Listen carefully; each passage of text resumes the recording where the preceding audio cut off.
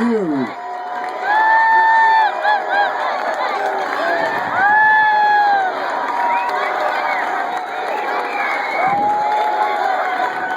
It's great to be back in America.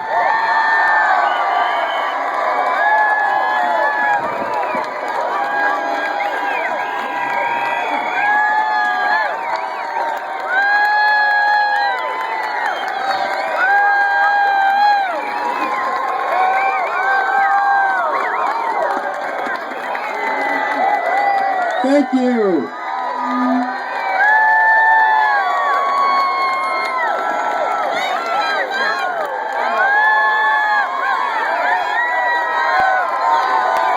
And I like you.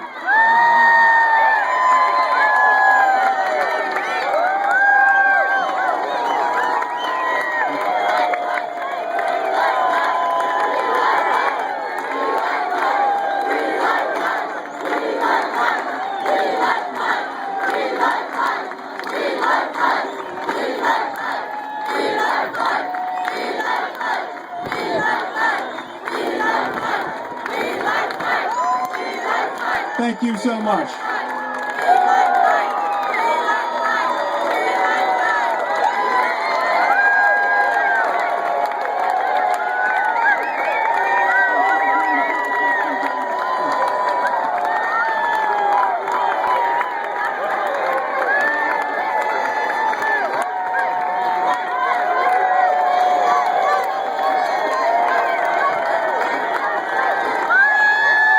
Thank you.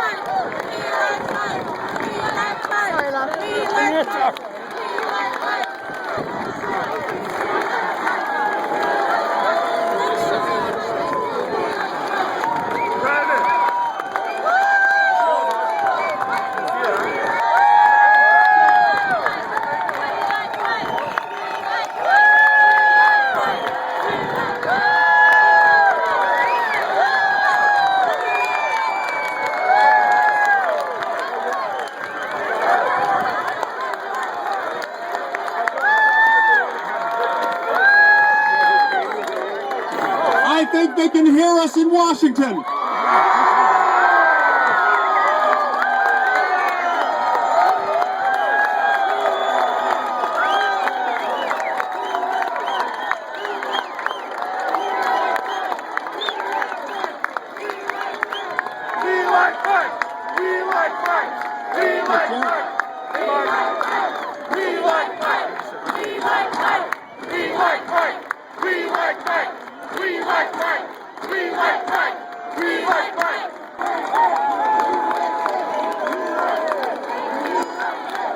I just heard from Ted Cruz in Texas. He says, Utah wins.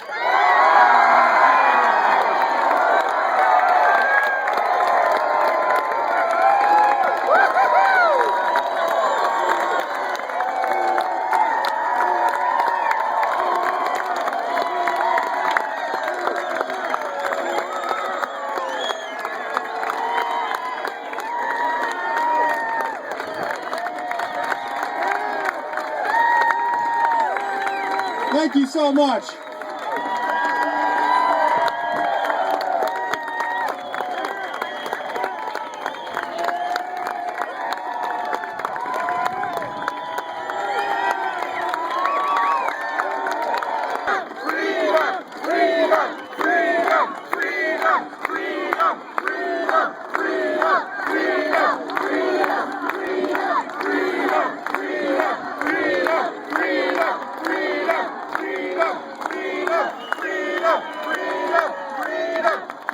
That's the sound of freedom.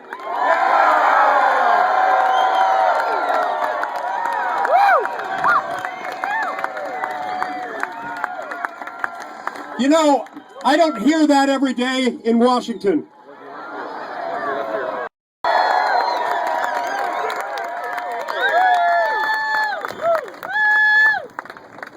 You know, there are a lot of people in this country who see there being a constant conflict between Democrats and Republicans, between liberals and conservatives, and there's some truth to that. But there's a lot more truth to the statement that there is a grand conflict between the Washington, D.C. political establishment and the American people. And we will stand with the people.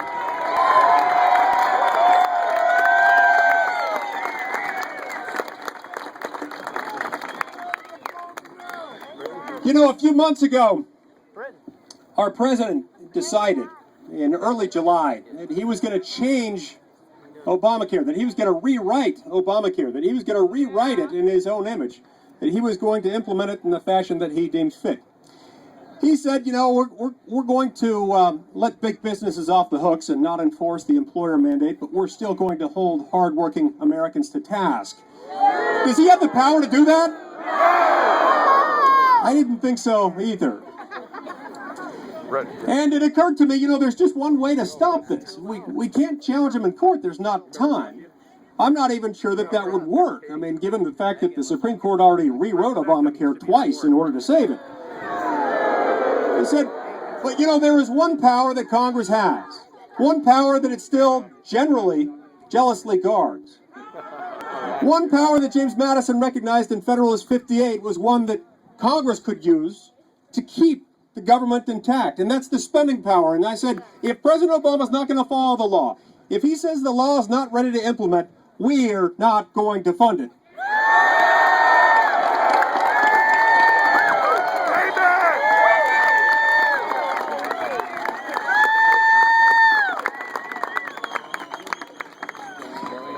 And so I made a statement that at the time I didn't regard as all that remarkable. I said I will not vote for any funding mechanism, any continuing resolution, any spending bill that contains funding for the further implementation and enforcement of Obamacare.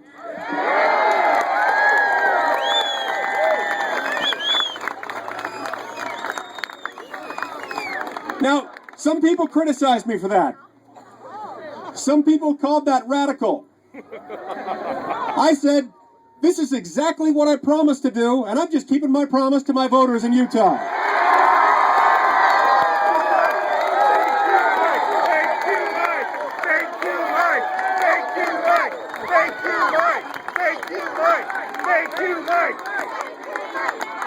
After all, isn't that what we're supposed to do, is keep the promises we make to voters?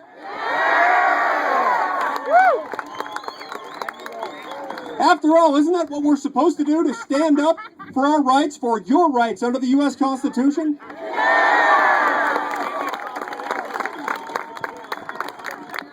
Now, let me ask you a question. Do Washington, D.C. bureaucrats know how to make decisions for your health and that of your family? Are they in a better position to make those decisions than you are? Are we going to let them take over 1/6 of our nation's health care without sounding so much as a whimper?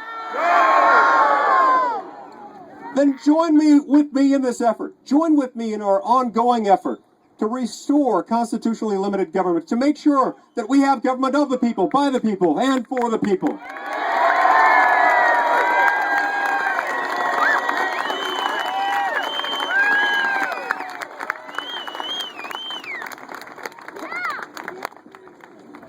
We live in difficult times, challenging times, times that cause us to question a lot of what's going on around us. But you know, as I look to the future, I see that it's morning again in America.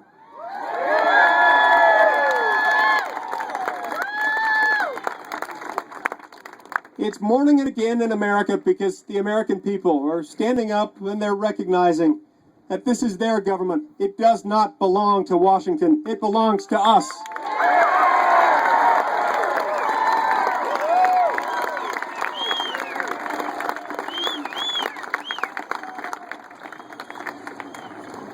This land, the land of the United States of America, is a land that was meant to be occupied by free men and women, and we will stand free. We will stand together. We will defend each other's rights.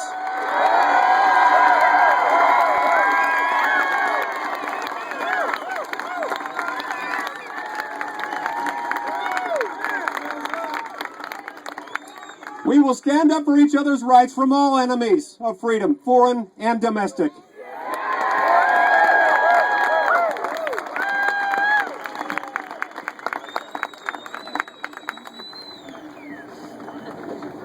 You know, we became a nation a couple hundred years ago. We became a nation at a time when we recognized that it was important for us to come together and recognize that our previous national government based in London was treating us oppressively. It was taxing us too much. It was regulating us too heavily. It was so distant from the people that it was far from them, and it was slow to respond to their needs. So we put together a limited purpose national government, one with just a few basic responsibilities. It'd be in charge of providing for our national defense, regulating trade or commerce between the states and with foreign nations, establishing a uniform system of weights and measures, protecting trademarks, copyrights, and patents, and just a few other basic things. By the way, was commandeering our nation's healthcare system on that list? No, it wasn't. So we started a protest effort that manifested itself on a large scale for the first time in 1773 in Boston. Boston, yeah, good fly over here. Let's salute those geese.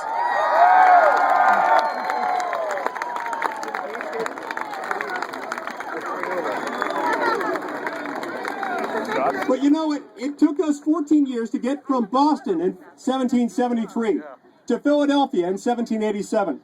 Where we identified the kind of government that we wanted. We went from protesting against the kind of national government we did not want to embracing the kind of national government we did want. And in many respects, we can still look to that same document today, the United States Constitution, as identifying the kind of constitution, the kind of government we want.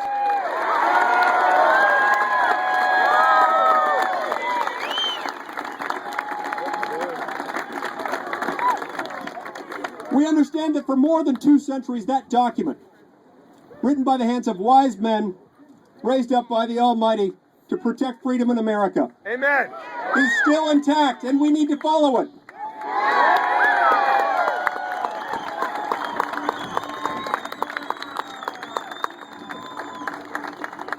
We recognize the fact that that document has created the ultimate opportunity society, a society that for more than 2 centuries has been second to none in terms of giving men and women from any station, regardless of whether they were rich or poor at their birth, they had the opportunity to start climbing their way up that economic ladder.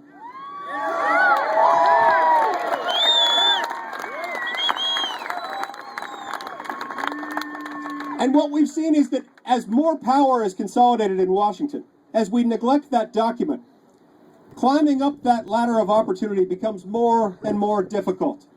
Well, we've got to turn that around. We've got to embrace the same principles that have made this the land that is for freedom and for opportunity for people of all stations in life.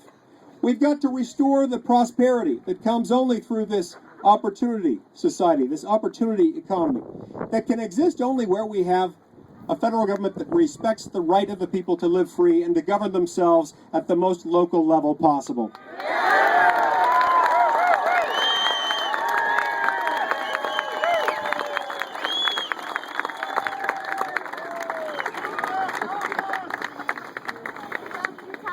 So in addition to the ongoing fight against Obamacare, which is ongoing,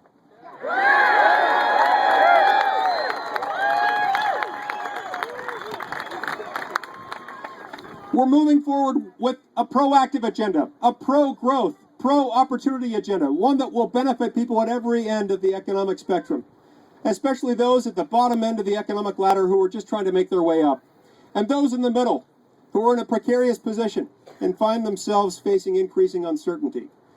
When we look to limit government, when we look for ways to make government less oppressive, we make government more conducive to liberty and to prosperity and to economic opportunity for every single American.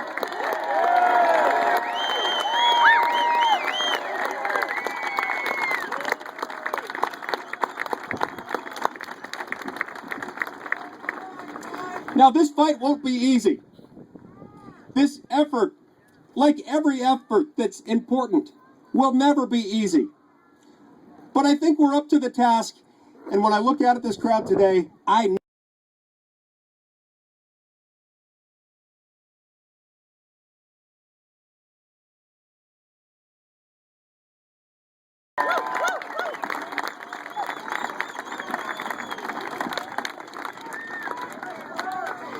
we're ready to stand together, not just to fight against Obamacare, but also to fight for a reformed tax code, one that respects the middle class.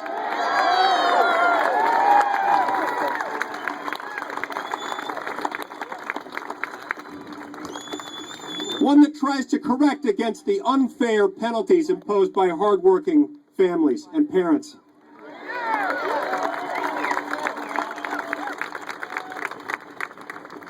One that eases regulatory burdens to make it easier and more affordable for people to get a higher education.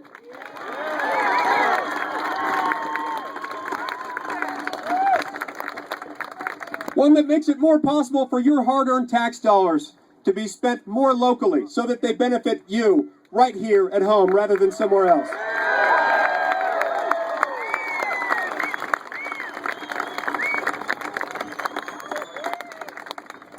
This effort is grueling, but it's worth it. A few weeks ago, as I was standing on the Senate floor with my friend Ted Cruz,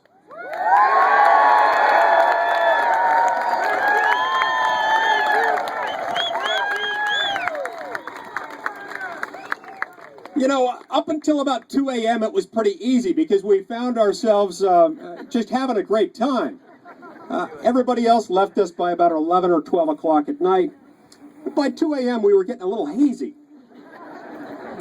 And so I said, Ted, we're going to have to shake things up a little bit. You know, we're going to have to spice it up a little bit. And so I pulled out my Constitution.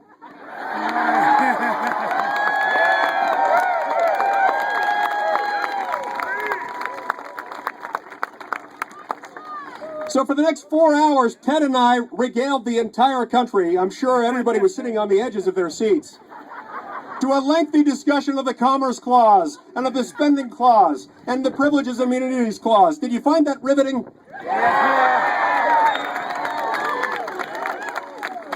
You know, what I found so amazing and so encouraging was that throughout the night I continued to get text messages and tweets from you, from people right here in Utah who were still awake. You stayed awake with us all night, and thank you.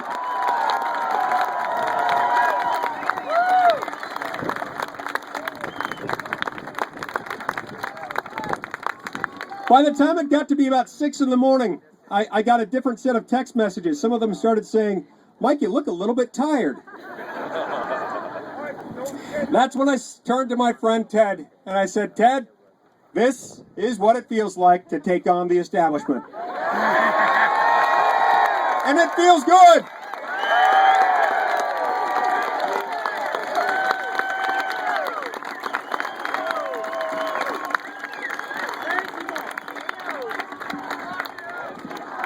Thank you, Mike. Thank you, Mike. Thank you, Mike. Thank you, Mike. Thank you, Mike.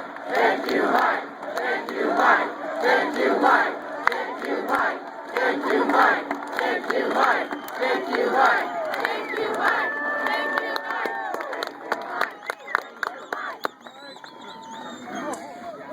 Mike. There was a time not too long ago when the American people had only a few channels of information. When all the information they could get about Washington, D.C. and what goes on there came from 3 or 4 networks, all with letters in them. The New York Times and the Washington Post, that was about it. But things have changed. Things have changed. Yeah, we've got that one too, don't we?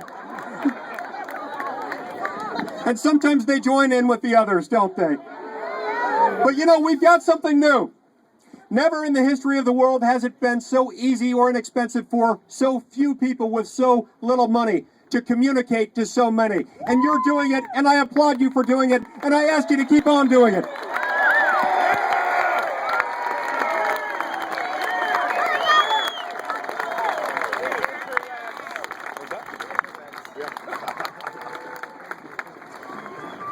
Because when the Washington, D.C. establishment tries to team up with the media establishment and tell you how to vote, is that a good thing? No!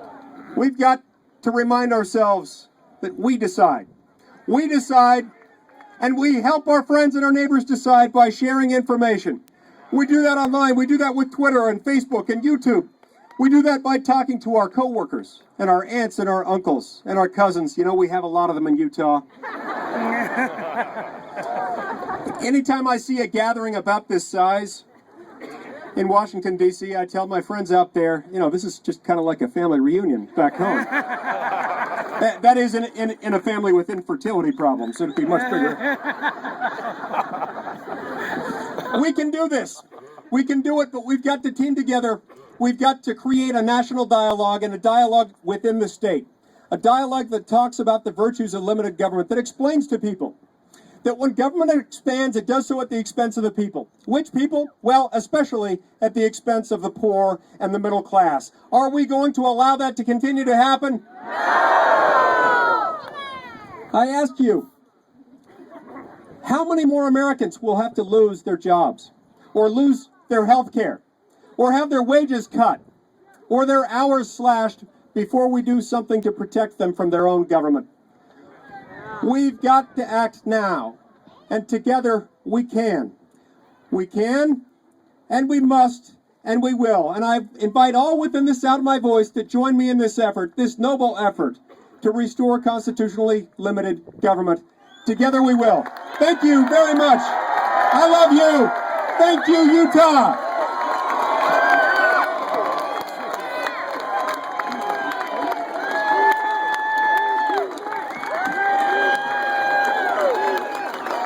This is my wife, Sharon.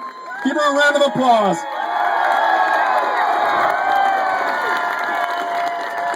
Thank you, Sharon.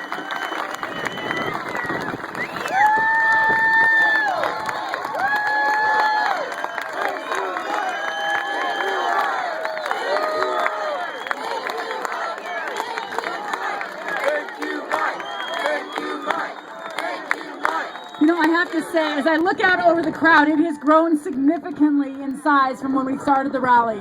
You know, the media told us that Utahans had turned their back on Mike, but we are here to prove that Utah embraces Mike with open arms.